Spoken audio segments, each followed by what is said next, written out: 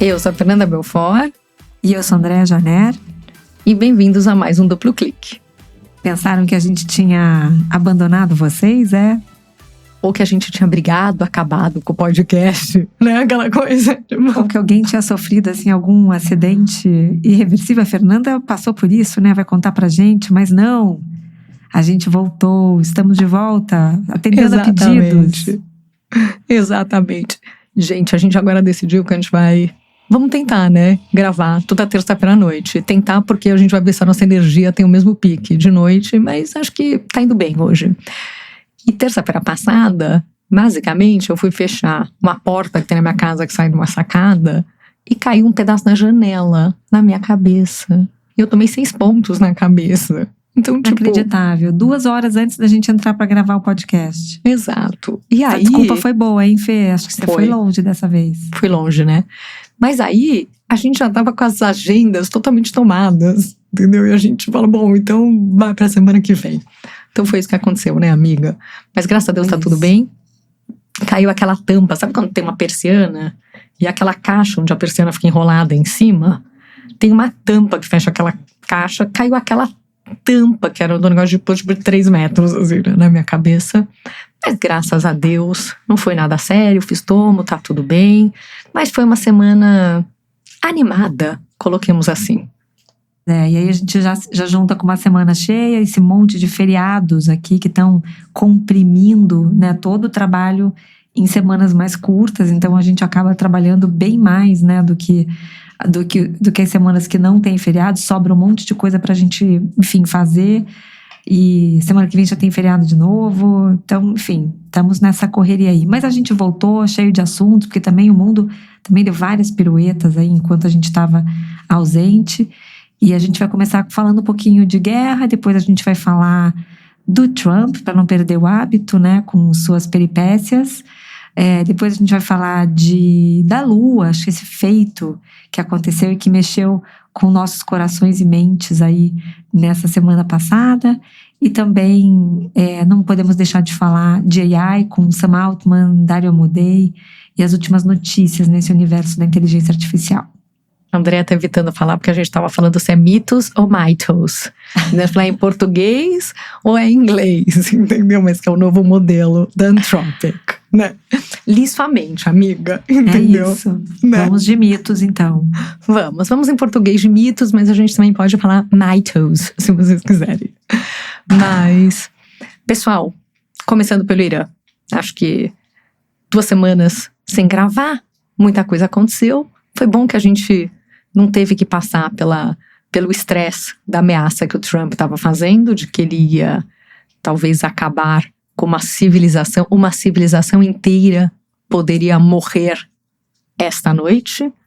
Então, acho que muitas coisas acontecendo, né, nos Estados Unidos. A popularidade dele, o número de pessoas que apoiam a guerra é pequeno. Eu li uma matéria, inclusive hoje, no New York Times, de que 51% dos americanos não acham que a guerra está sendo uma boa coisa para os Estados Unidos. E isso até dentro dos republicanos e entre os apoiadores, MAGA e tudo isso, tem tido, né, um apoio restrito. Então acho que isso com certeza está preocupando o Trump. E além disso, estamos no ano de midterms. E inflação é algo que muda a eleição.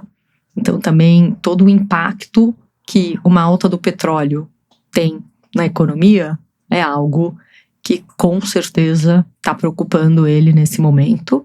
E teve o auge ali da tensão, em que ele realmente declarou que uma civilização inteira poderia morrer naquela noite, ameaçando cometer, né, ou fazer ataques que claramente seriam caracterizados como crimes de guerra, como bombardear as usinas de energia, né, pontos de infraestrutura super importantes, usinas de dessalinização, que é um deserto lá, é super importante porque não tem abundância de água.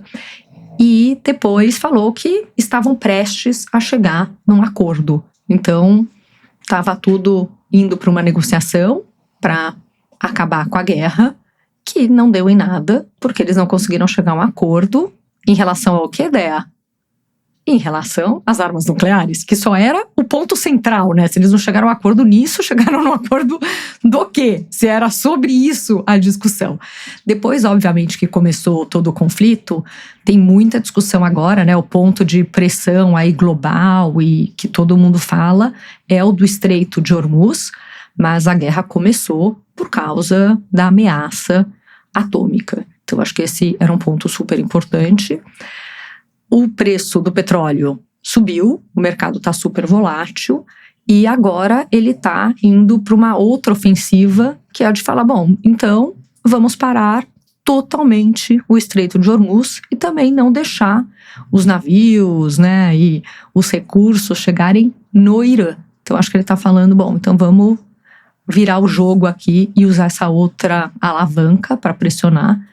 Mas, Dea, quero ouvir tua opinião, mas para mim, assim, claramente não existe uma estratégia de saída. Ele tá tentando meio que usar as armas que ele tem. Ele tentou ameaça, não deu certo. Porque a diferença é que o Irã também não é previsível, não é fácil. E agora, cada vez mais, eu acho que o estrago ali no Irã começa a ser tão grande que mais difícil fica deles recuarem. Então, eu acho que, na minha percepção pessoal, a coisa não está mais próxima de chegar na paz, pelo contrário, tá mais difícil. Eles continuam com essas promessas, né? Agora, ele fez, mais uma vez, ele deu alguns deadlines para as negociações terminarem, né? Tanto que teve um que acho que foi domingo ou foi sábado, né? Que ele ia fazer ele ia fazer esse bombardeio que ia aniquilar uma civilização inteira, e aí, sei lá, meia hora antes eles chegaram a um acordo. E agora ele está dizendo que tem mais 2 dias. Ou seja, ele não tem mais credibilidade alguma, né? Ninguém mais acredita no que ele está dizendo.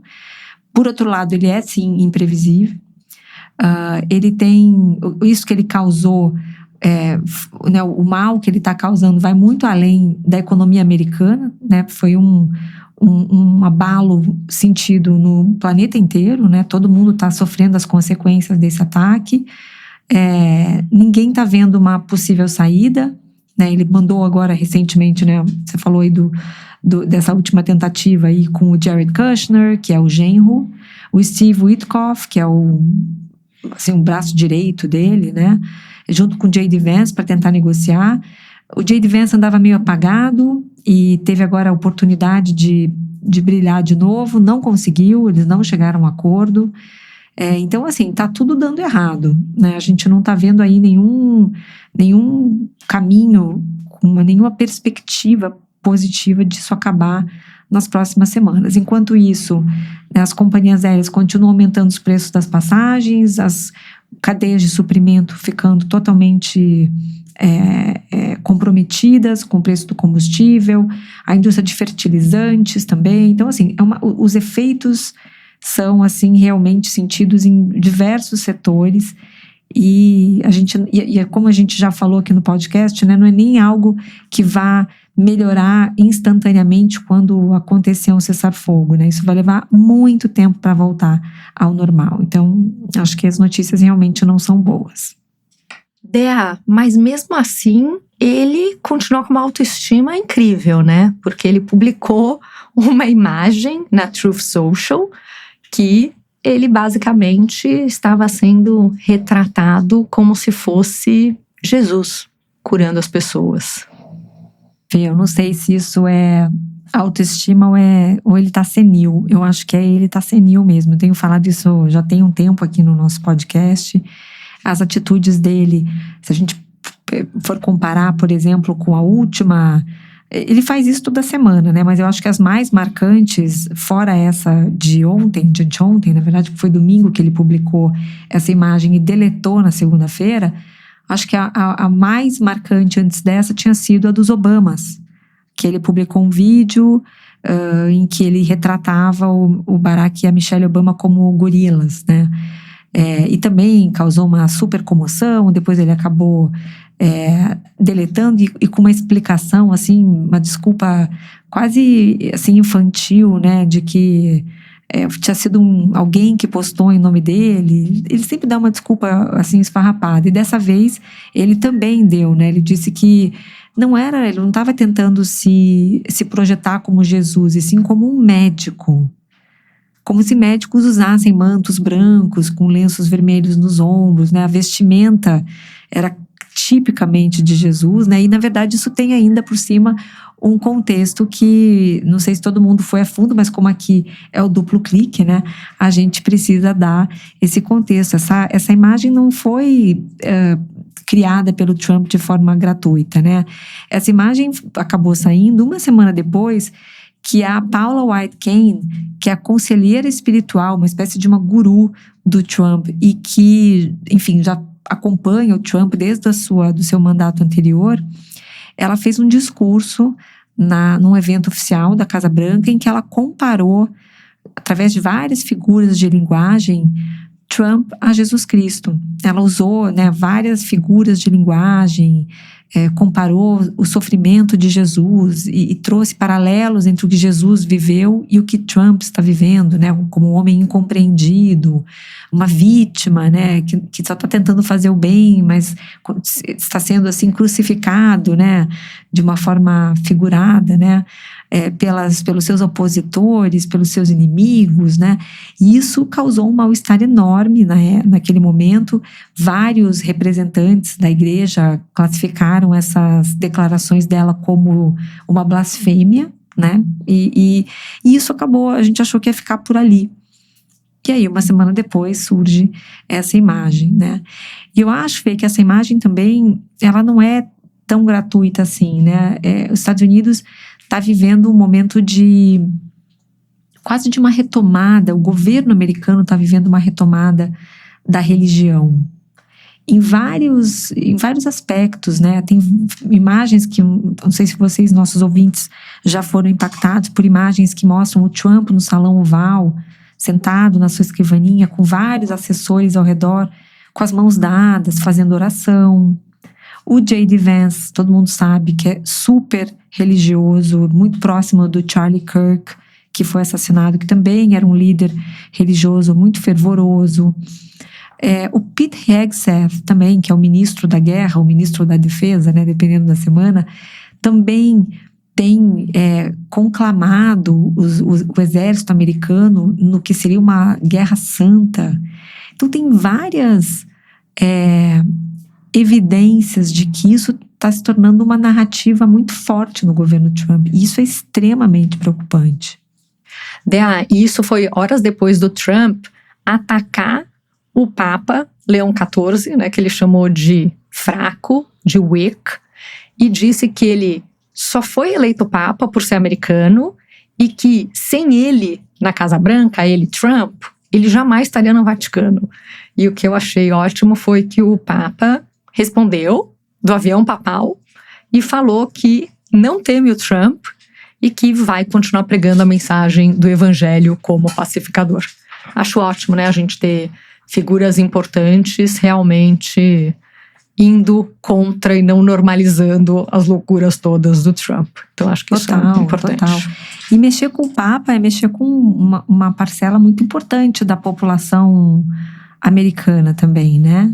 E até porque esse é um Papa americano, né? Como você falou. Então, ele tá realmente, ele não conhece limites mesmo, né? Então, o Papa tem falado sobre a guerra do Irã e tem sempre condenado o ataque americano. Então, por isso que o Trump fica dizendo que ele é fraco, que ele até fez um comentário assim, eu acho que ele gosta de ver o crime, né? Ele apoia o crime, ele apoia armas nucleares, né? Então sempre essa jogada que ele faz, né, narrativa de que se você critica alguma coisa, então porque você é a favor da outra, né? Então eu acho que ele fez esse jogo e acabou perdendo ali a linha ao criticar o Papa. E aí essa foto, né, essa imagem criada por inteligência artificial, que é uma coisa que o Trump faz com muita frequência, né? Ele usa muito inteligência artificial para recriar imagens que o colocam numa situação assim como um guerreiro, né? Várias vezes ele já fez isso com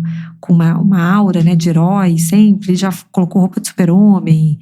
Enfim, ele tem realmente esse fetiche, né, de se ver em situações assim de muita de vitória, de glória, de louros, né?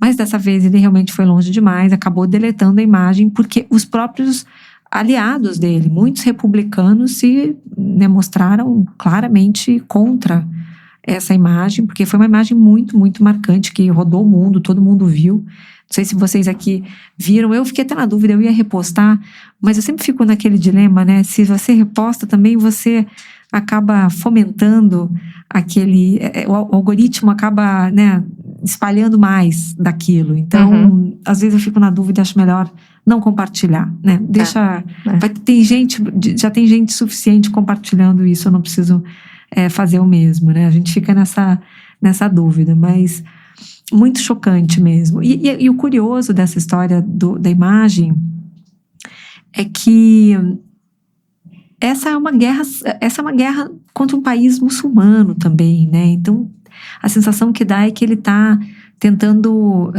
jogar, né, uma religião contra outra e fazer uma coisa de supremacia, né? Tem ideia, e você sabe que até eu tava brincando, né, de falar, poxa, a autoestima dele tá alta, né, porque ele se comparou, mas no fundo eu não acho que, nem é porque ele tá senil, nem obviamente porque ele tá com a autoestima alta, ele tem autoestima alta, né, mas não é isso que leva. Eu acho que isso é uma estratégia. Eu acho que por mais que ele poste e delete horas depois, todo mundo viu, né, o que ele fez em relação aos Obama. Muita gente, quase todo mundo, viu essa imagem, porque acaba tendo uma força muito grande. E isso, de alguma forma, fica no imaginário das pessoas. Eu acho que nesse caso, e até quando ele faz todas essas imagens que você estava comentando, eu acho que nesse caso só, ele brincou num território que é bem mais perigoso, porque é um território católico. A gente sabe, né, que tem muita gente ali no MAGA e dos apoiadores dele, né, esse lado mais republicano, tradicional, que é muito católico e tudo. E aí, brincar com uma imagem de Jesus, eu acho que isso é uma coisa que talvez já comece a sair um pouco ali do que é aceitável, mas eu acho que é uma estratégia dele. Pois é, acho que flood the zone, né, um pouco daquela coisa de vamos jogar isso aí, deixa o povo falar sobre isso, e aí muda de assunto, né? Enfim, mas é muito deplorável, de qualquer maneira, né? Realmente não existem palavras, não existem análises suficientes para mostrar assim, como realmente a cada semana é um novo choque, né? E tudo isso aconteceu quase ao mesmo tempo, né, que a gente ainda estava curtindo ali os últimos dias da missão Artemis II, né, na Lua. Quer dizer, foi um momento, eu acho que esse momento da missão para a Lua foi quase um hiato lúdico na nossa vida, um respiro lúdico num ano tão pesado, né, porque desde que esse ano começou, cada semana é uma novidade pior que a da semana anterior, né? Um escândalo vai enterrando o anterior. E essa história da Lua foi tão bonita, né? Eu queria conversar um pouco sobre isso, porque acho que ela resgatou um sentimento de coletividade, né? De união, que há muito tempo a gente não via, né, Fê? Então, com certeza, me chamou muita atenção isso, porque eu sei que, né, lá nos anos 70 aí, ano antes de eu nascer. Olha só, 72, quando, né, o Armstrong pisou na Lua, aquilo foi uma coisa assim, ninguém nunca imaginava que seria possível, né, um homem pisar na Lua. E hoje, em 2026, e ele nem pisou ainda, né, estão planejando, me chama a atenção o quanto isso realmente virou uma comoção. E eu acho que, em parte, é porque tá todo mundo precisando um pouco, né, dessas notícias e dessas coisas. E eu acho que as mensagens que os astronautas passaram, o jeito que também a mídia, né, a Netflix passando ao vivo, a coisa, quer dizer, isso foi tratado como um grande acontecimento, mas também é realmente um fato que une todo mundo. E o primeiro efeito que eu tive, assim, foi um pouco de surpresa do quão grande isso foi E até de relatos, assim, de adultos, de gente falando, nossa, eu me senti como uma criança vendo tudo aquilo de novo. Quanto que teve esse imaginário, né? Eu lembro que meu pai morou em Washington em 1990. Eu nasci em 77, então eu tinha 13 anos. E eu lembro de ir no Smithsonian, que tinha o Space and Air Museum, e tinha lá uma nave espacial que realmente tinha ido para o espaço e que está no museu, e que a gente entrava, descia uma escada, não sei o que e tal. E depois, de adulta, eu voltei para o Smithsonian e tudo continua igual. E hoje você entra lá e fala, meu Deus do céu, isso aqui era a tecnologia da época, um monte de botão, um monte de coisa e tudo. Mas assim, isso sempre mexeu muito com o imaginário das pessoas e me chamou muito a atenção o poder que isso teve ainda de mobilizar tanta gente. Muito, a gente viu famílias inteiras assistindo na Netflix, né, assistindo no YouTube, e filhos, né, crianças pequenas que eram, né, pensa, né, em 72, as pessoas assistindo pela televisão meio preto e branco, aquela coisa ainda muito precária, né.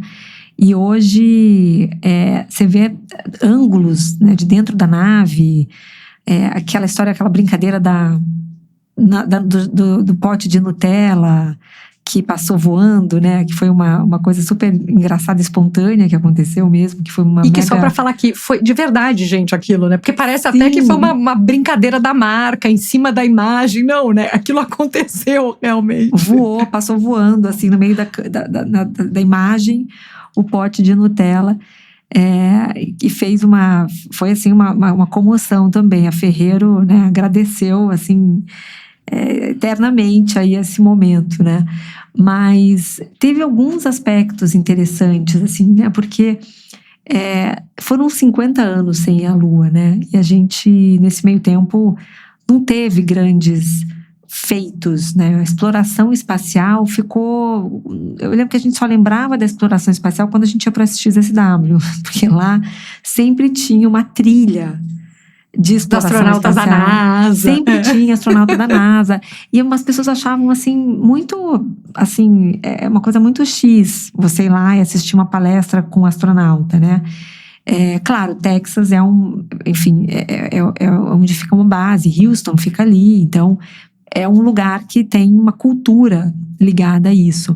Mas pra gente aqui no Brasil, que tem pouquíssima proximidade com esse universo, a gente chegava lá e achava, assim, curioso, né? Uma coisa meio pitoresca. Você sempre ia assistir sessões de palestras, de painéis com pessoas ligadas aí à exploração espacial. E eu gostava muito, porque eu achava que era um respiro, assim, no meio daqueles assuntos muito terrenos, né, problemas, tecnologia, inteligência artificial, consumo, marketing, negócios. Aí, de repente, você ia lá e ficava assistindo uma pessoa falar sobre coisas que estavam tão distantes da nossa realidade, mas que, ao mesmo tempo, faziam a gente se sentir uma formiga, assim, né, no universo, um grão de areia no universo, porque as escalas eram outras, né, os problemas, os desafios, a inovação era outra. Então eu achava um momento assim muito legal de lembrar que isso existe. E dessa vez, né, a gente acabou de voltar de lá, inclusive o Lars, ano passado, assistiu uma sessão na SXSW de 2025 com os 4 astronautas que estavam na Artemis. Eles foram no SX do ano passado. Deram essa entrevista, falaram sobre os preparativos, as expectativas deles, né? Eram eles. Ele passou por mim, um astronauta. O ano passado eram eles. E eu, tipo, ainda me cumprimentou, assim. Eu tava com o Lars até.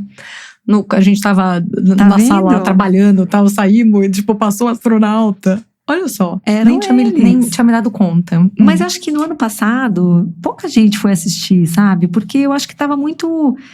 a gente via de vez em quando sair uma missão, uma espaçonave que ia colher algum material, alguma coisa em Marte. A gente não estava muito ligado nisso, né?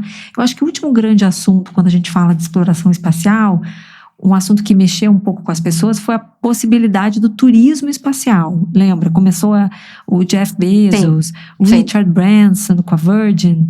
Começaram a dizer que essa era a próxima fronteira. Que estava todo mundo cansado de visitar, né, a África, a Austrália, né, as Ilhas Maldivas, então agora vamos para a Lua, né? Então esse foi, durante uns 2 anos, um grande assunto. Mas ninguém levou aquilo muito a sério, né? Era muito caro, muito difícil, ainda era quase uma distração, né? E a gente não deu mais bola pra isso. E tanta coisa na Terra acontecendo, Sim. E agora vamos ficar fazendo viagem pra Lua. Tipo, gente, vamos se preocupar um pouco mais com as coisas aqui, né? Então, Fê, mas eu acho que isso foi ruim, porque como quem estava liderando esses esforços eram esses caras, né? Os moguls, né, da tecnologia, como Jeff Bezos, como Elon Musk. Elon Musk puxou esse bonde, né? Vamos lembrar que ele que começou isso tudo com a SpaceX, né? E ele fez grandes coisas com a SpaceX. Acho que muito do estado em que estamos hoje, em termos de exploração espacial, se deve aos avanços que a SpaceX trouxe para esse universo. A NASA estava um pouco sucateada, assim, né? Os russos e chineses também, mas ele deu um gás na história com a ideia dele de trazer os propulsores de volta. Então, com isso caía o preço de o valor de um lançamento de foguete. Então, ele tem realmente muito mérito nessa história. Mas, sendo Elon Musk, Jeff Bezos, Richard Branson, né, quem são, eu acho que eles acabaram contaminando um pouco a nossa imagem da exploração espacial. Porque começou naquela época essa discussão, né? Tipo, esses caras não têm mais o que fazer com seus bilhões, então agora eles resolveram que eles vão colonizar outros planetas, porque esse mundo aqui, eles ajudaram a ferrar, né? Ajudaram a acabar com esse mundo, então eles que têm dinheiro vão tentar viver em outro lugar. Então, assim, acho que todo esse assunto ficou com uma bad rap, assim, né? Ficou todo mundo com um pouco de bode desse assunto, porque ele foi meio dominado, em vez de ser dominado pelas agências, né, governamentais, como era até então, foram 4 ou 5 caras brincando de astronautas, né? Então, acho que por causa disso a gente viveu esse momento em que a gente não deu muita importância para isso, até que agora, com a Artemis II, a gente reviveu esse fascínio, né? Esse maravilhamento com o que acontece no espaço. Além disso, eu acho que a gente está num outro momento de mundo também, uma outra questão geopolítica, que o espaço tem uma importância, é um ativo. E os países, né, como a China, até como a Índia também, que está voltando para esse universo, né, da exploração espacial, estão todos tentando se posicionar ali na liderança para poder fincar sua bandeirinha, literalmente falando, né, na Lua, porque tem metais raros também, né? Não seja só uma bandeirinha, né? Seja uma pá. Sim. Exato. Porque, na verdade, tem terras raras, né, tem água, tem ali uma série de recursos que podem ser muito interessantes, né? E se a gente for além da história da Lua, tem muito agora essa questão de talvez posicionar os data centers né, no espaço. Então, o espaço volta a ser um lugar onde vai ter uma disputa ali por ativos, sabe? Então, tá todo mundo tentando de novo resgatar a sua capacidade de explorar ali a Lua e seus arredores. E lembrando, né, Dea, que terras raras, no fundo, tem minerais que são importantes para a produção de uma série de eletrônicos. Então, isto é um ativo super importante. E realmente ter acesso a outras fontes disso, que potencialmente podem estar na Lua, pode ser um ativo estratégico super importante.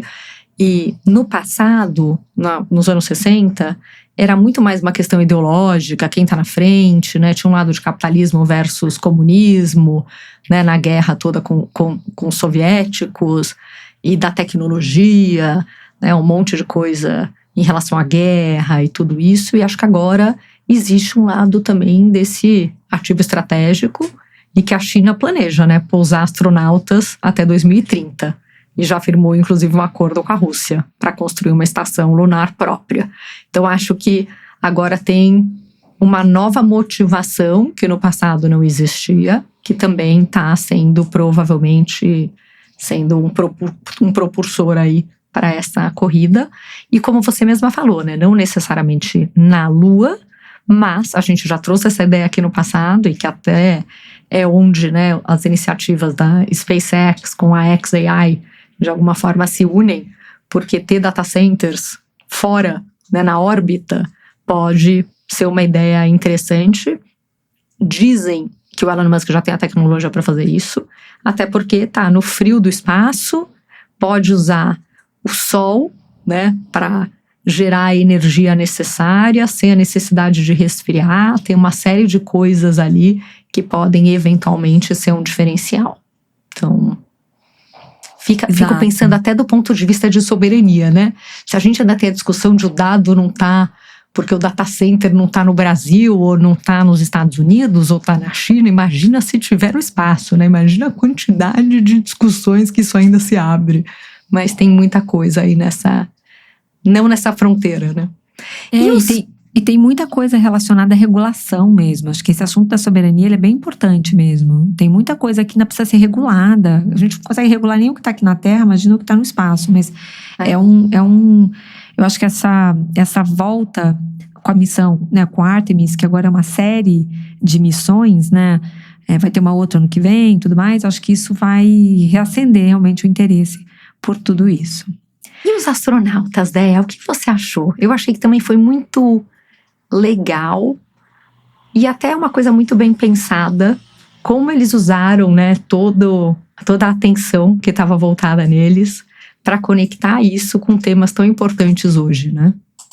Com certeza. Primeiro que eles são uma tripulação diversa, né? Teve o primeiro homem negro a fazer uma viagem espacial assim. Teve uma mulher, a Christina Koch. Então, eu acho que foi muito bem escolhido. E eles se tornaram, assim, figuras muito carismáticas. Eu nem acho que eles eram carismáticos, mas eles acabaram se tornando pela espontaneidade com a qual eles se comunicaram de dentro da Orion, né, da espaçonave. E falaram frases muito tocantes, né? Deu para ver que eles não estavam falando nada que tenha sido pré-escrito por eles, preparado. Eles falaram de uma maneira muito, muito autêntica, eu acho, muito espontânea. E mostraram, né, na prática, principalmente na voz da Christina, que na minha opinião foi quem falou melhor dos quatro, sobre o Overview Effect, né? O Overview Effect é um fenômeno que é usado, né? Esse nome existe quando eles vão falar de exploração espacial, que é essa visão da Terra como uma grande tribo única, né? Que não tem fronteiras, não tem limites, não tem, enfim, linhas políticas, né? É tudo uma grande massa, né, de água, de terra, onde todos dividimos o mesmo ar, onde a gente divide a mesma água, né? Então, essa sensação de que somos todos parte da mesma tribo, né? Ela fica muito nítida quando alguém faz esse zoom out, né?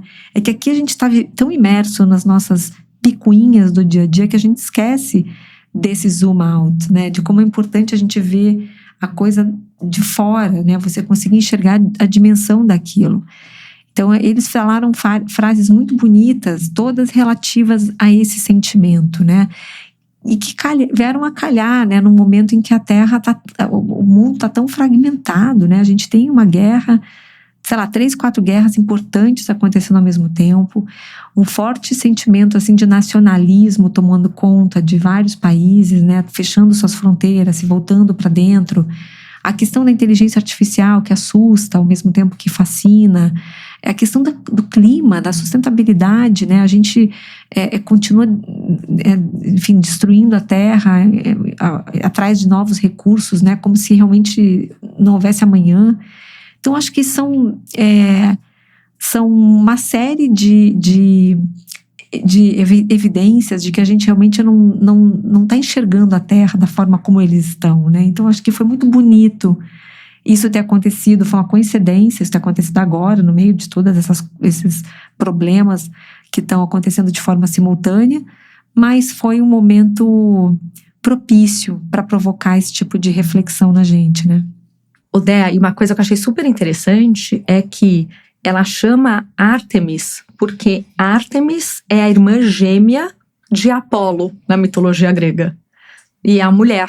Então, justamente por ser a primeira mulher que vai pisar na Lua, achei super interessante isso, né? Assim, justamente porque Apolo foi o nome da expedição do programa que levou o homem, né, o Armstrong, a pisar na Lua. Então, achei muito legal isso também, né?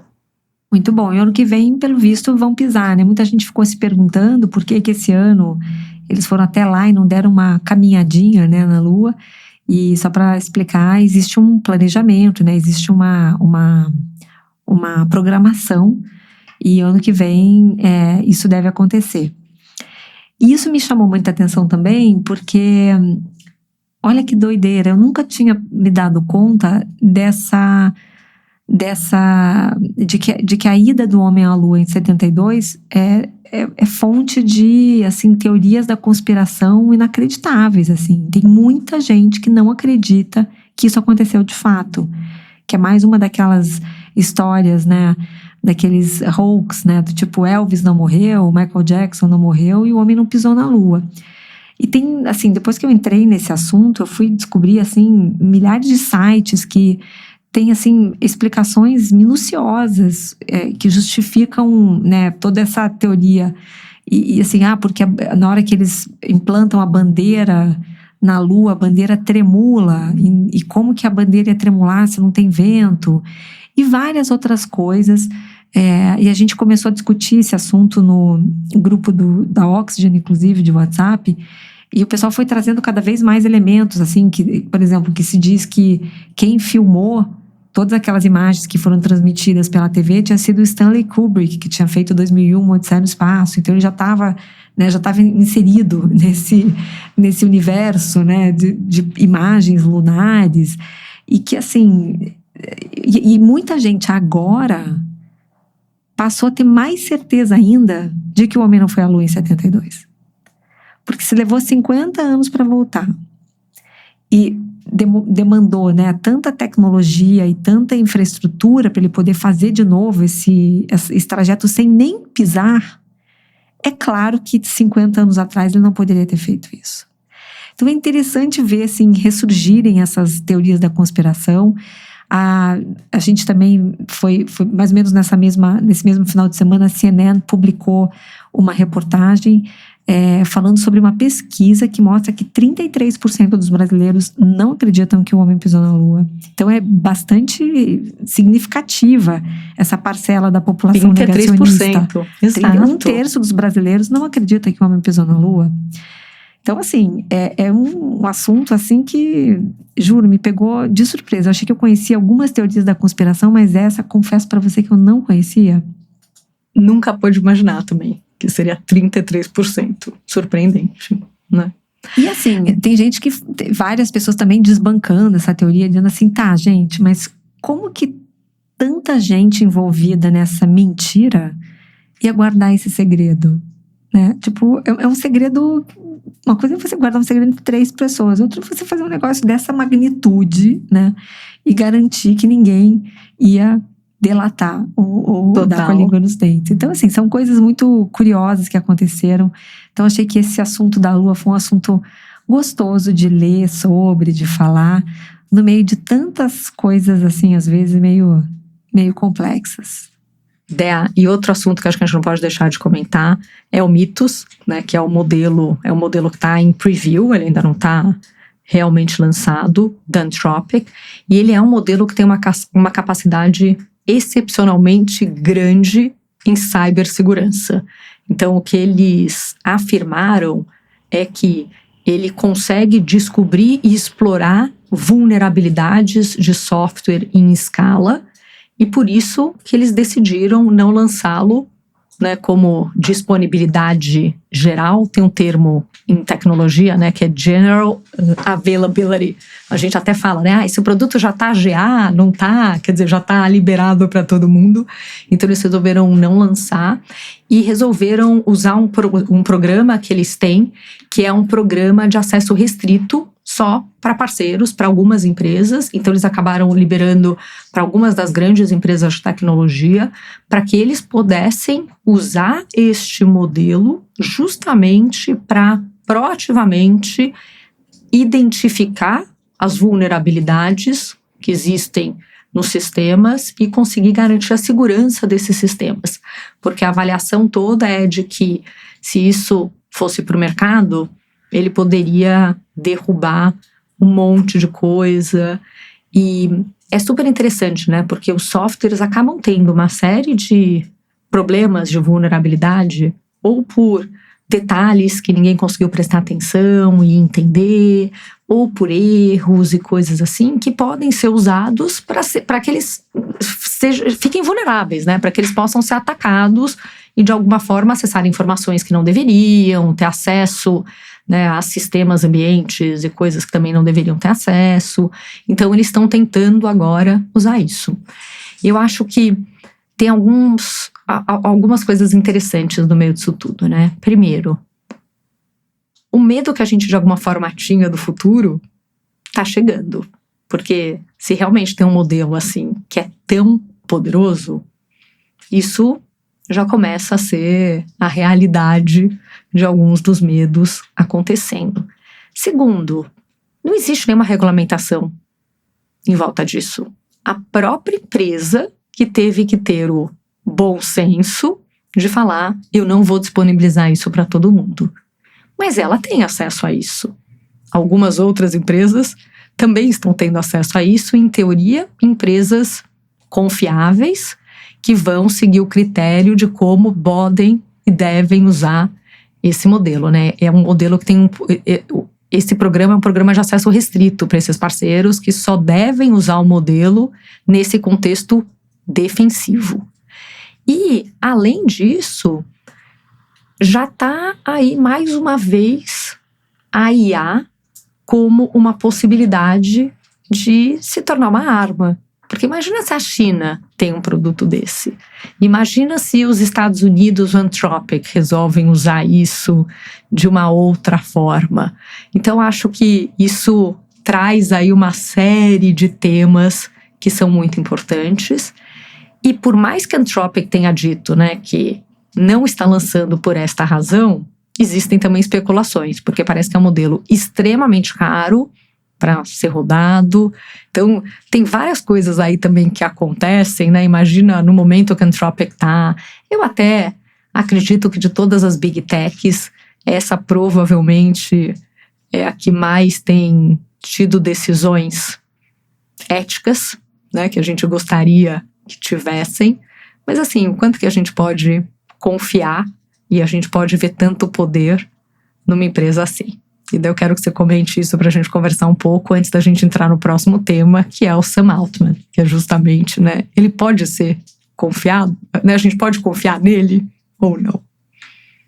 Eu acho que o Dario Amodei, que fundou o Anthropic, que faz o Claude, que a gente gosta muito aqui, ele saiu da OpenAI, né? Ele brigou com o Sam Altman, como tantos outros depois vieram a brigar também. Então, acho que essa origem da Anthropic, ela já diz muito sobre, enfim, valores e princípios ali inegociáveis, que eram inegociáveis para o Dario Amodei. Inclusive, ele montou a Anthropic com a irmã, chama Daniela Amodei, né?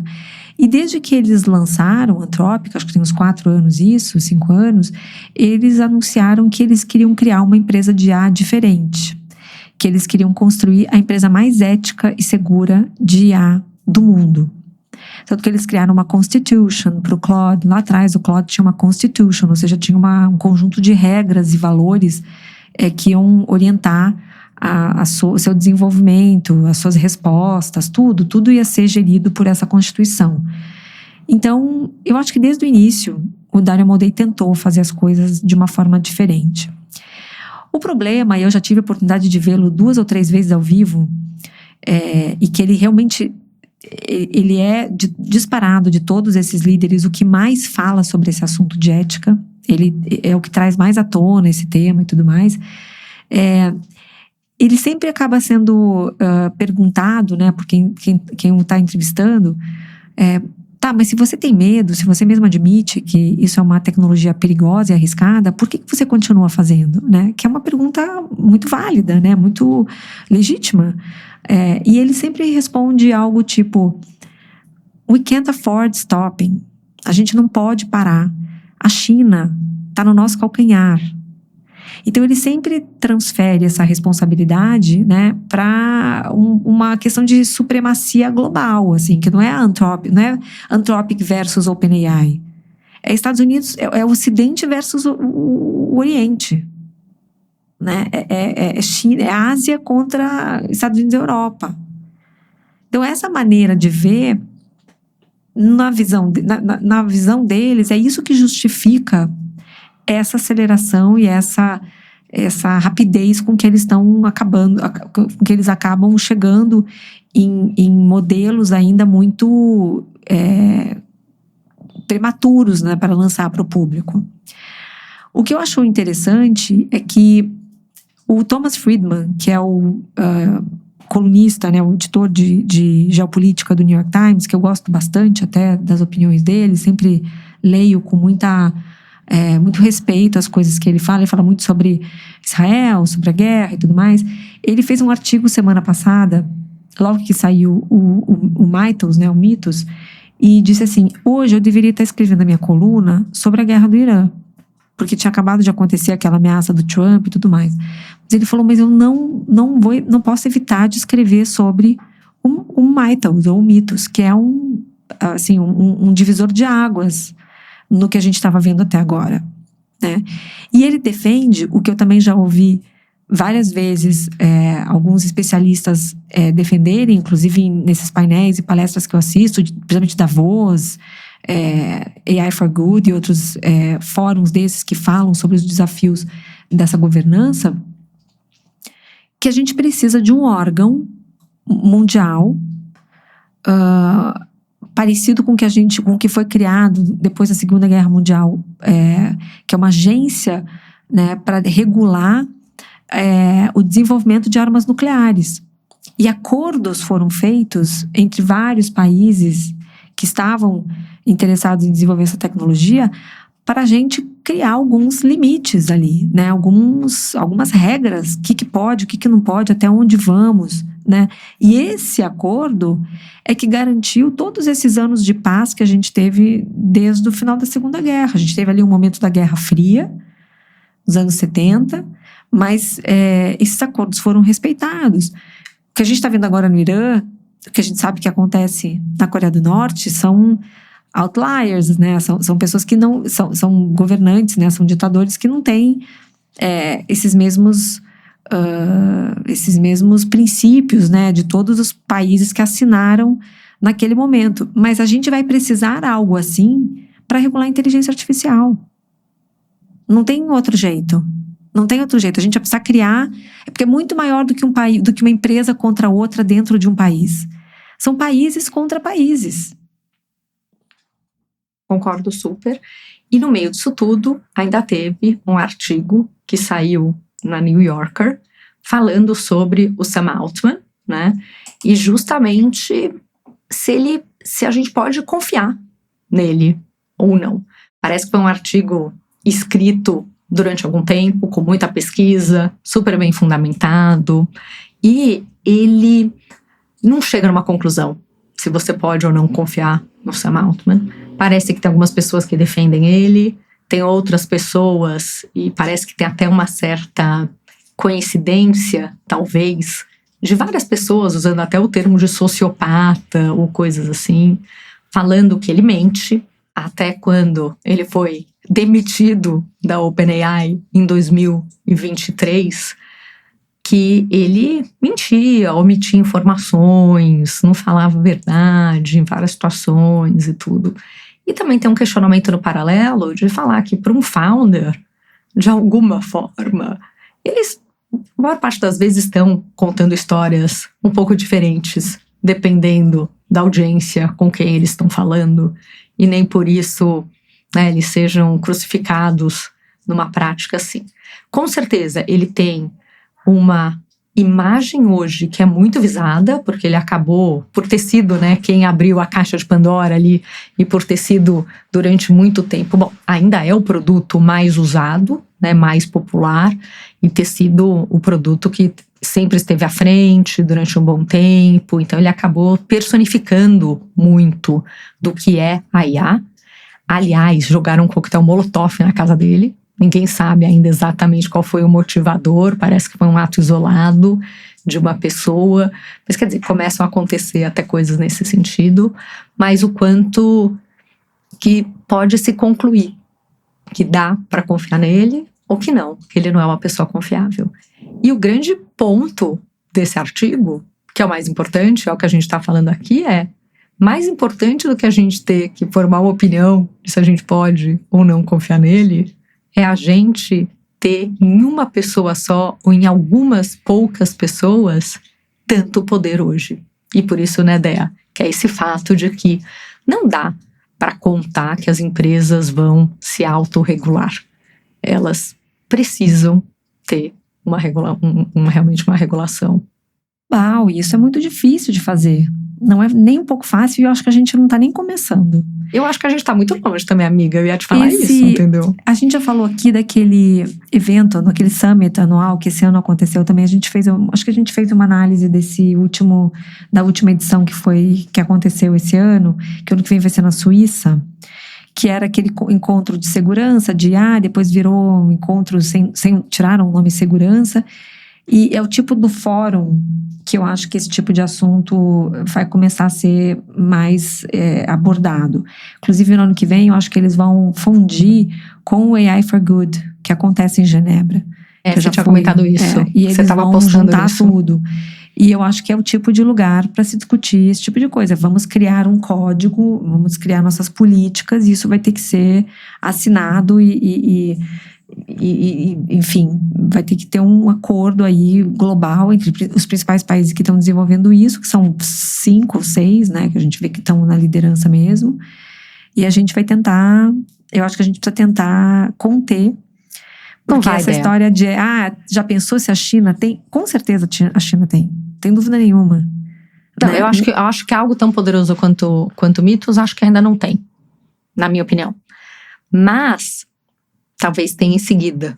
A gente viu que saber. O medo que a gente... Saber. Não, é impossível saber, eu concordo, é achismo, né? Mas assim, o medo até que a gente tinha no começo, de que uma empresa iria dominar esse negócio todo, acabou caindo por terra, porque a gente viu ao longo dos últimos anos que uma empresa lança um modelo que é um frontier model incrível. De repente a outra lança um que é tão bom quanto, aí a outra passa, aí... Isso também mostra que a evolução está acontecendo no ecossistema como um todo. Claro. Então, se ainda não tem, terá em breve. Sim. Então, esse que é o ponto, né? Mas e você sabe até que uma das coisas que eu estava pensando em relação ao Sam Altman, até te falei isso, né, num momento, é que eu falei, puxa, assim, tem muito raio caindo no mesmo lugar, né? É muita coincidência. Ter outros founders que brigaram, que saíram, o próprio conselho ter se virado contra ele, demitido ele. Depois, né, assim, tanta gente importante na OpenAI saiu. E eu estava até fazendo um fact-check um pouco, se isso é uma percepção justa ou não. E parece que, mesmo no Google, mesmo nas outras grandes empresas de IA, tem tantas questões que acontecem ali em torno de ética e tudo isso, mas também tem tanto dinheiro e uma luta tão grande por talentos e tantas possibilidades a serem desenvolvidas que é normal que as pessoas também tenham ciclos curtos, saiam, vão para outros lugares e tudo, e que um outro fator que leva, né, todo mundo a olhar para a OpenAI e para o Sam Altman é porque realmente começou com uma non-profit que depois virou a casaca pro capitalismo de uma forma brutal, né, Dea? Então, acho que tem várias coisas aí.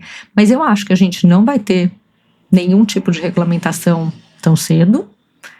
E eu acho que no final, talvez o que aconteça seja justamente esse equilíbrio de forças que fez com que a gente não tenha vivido uma grande guerra nuclear ou nada disso, que é o medo da destruição, porque Tantos países e tantas empresas acabam chegando num certo nível de capacidade ali de destruição que não é interessante para ninguém. E por isso que todo mundo acaba, de alguma forma, regulamentando um pouco isso. Mas aí continua também que assim, né? A elite continua protegendo a elite. Várias dinâmicas que sempre aconteceram no mundo continuam acontecendo. Vamos ver. Eu acho que a gente precisa passar por um susto. Eu acho que, infelizmente, a gente vai ter que haver um episódio, assim, um evento que vai mostrar o potencial disso, que seja realmente contundente, que seja convincente e que provoque uma reunião de emergência entre os países, sabe? Eu acho que vai ter que acontecer alguma coisa assim, porque pelo andar da carruagem, ninguém está querendo abrir mão, ninguém está querendo desacelerar. Então, acho que vai ter que acontecer alguma coisa para que isso aconteça. Eu concordo, no início eu pensava igual a você, eu falava, não é do interesse da humanidade que algo assim aconteça. Hoje eu tenho dúvidas, porque não é que os fins estão justificando os meios, né? Então, assim, as empresas estão realmente correndo de forma desenfreada, não tem nenhuma contenção, não tem nenhuma espécie de contenção. E a gente vai vendo essas figuras sendo engolidas, né? Por exemplo, quando a gente fala de contenção, eu me lembro do Mustafa Suleyman, que era o cofundador da DeepMind, que foi comprado pelo Google em 2017, e ele cofundou a DeepMind com o Demis Hassabis, que são duas das cabeças mais brilhantes da inteligência artificial no mundo hoje. O Demis Hassabis está no Google, o Mustafa Suleyman na Microsoft. Então, toda essa preocupação que eles tinham lá atrás, quando eles eram uma empresa independente, e quando eles falaram, o Mustafa escreveu um livro fenomenal chamado The Coming Wave, onde ele fala sobre essa sugestão que ele dá de contenção, como fazer a contenção da inteligência artificial. E hoje em dia ele mal fala no assunto. Né? Eles se venderam para as grandes empresas. Então, essas pessoas, os interesses não estão mais alinhados com os nossos, com o da humanidade, com os interesses da humanidade. Eles se venderam ao capitalismo, eles querem, enfim. Claro que tem, eu acho que eles também têm ali nessas grandes empresas recursos para executar suas pesquisas, seus sonhos seus maiores devaneios ali, eles podem colocar tudo em prática, porque as empresas estão, né, na liderança aí, então eles conseguem executar muitas coisas que eles sempre só sonhavam até ali, mas ao mesmo tempo, interesses totalmente desalinhados. Mas eu acho também que assim, this ship has sailed, sabe, já foi, não dá mais para segurar, então agora é isso. E vamos ver o que vai acontecer com mitos, né? Porque a hora que o Mitos for um produto economicamente viável e tiver processamento suficiente no mundo, porque vamos combinar que quem aqui usa Cloud Cowork e tudo isso sabe quanto está custando e o que fica batendo no limite de tokens toda hora, porque assim, eles não estão dando conta nem do que já tem no mercado, né, Dea? Mas a hora que isso for um produto viável para o mercado, eu acho que eles lançam o produto e daí todo mundo vai ter que comprar o produto para proteger seus próprios sistemas, e quem não comprar vai se dar mal. Então, quer dizer, vai virar um outro negócio gigantesco de ser uma outra fronteira aí de segurança e que as empresas vão ter que fazer para conseguir garantir que as coisas vão continuar rodando. Vamos ver. Time will tell. É isso, turma. Tínhamos muito assunto, né, para hoje, mas acho que conseguimos cobrir aí as últimas novidades. E agora nos falaremos de novo na semana que vem. E tem feriado na terça-feira. Tem feriado, eu posso gravar, você pode. Vamos organizar a nossa agenda certinho. Senão a gente já precisa organizar. Tá bom? É isso, turma. Mas muito obrigada. Isso, gente. Vamos torcer para as janelas continuarem onde elas estão, né? Sem surpresas. E daí continuaremos com a programação normal do nosso podcast. Super isso, obrigada, turma. Pessoal. Obrigada a todos. E obrigada, Mig, por mais um episódio. Obrigada por todo mundo que mandou mensagem perguntando quando volta o Duplo Clique. Então, continuem aí que a gente não vai abandonar vocês. Beijos, tchau, tchau. Obrigada, pessoal.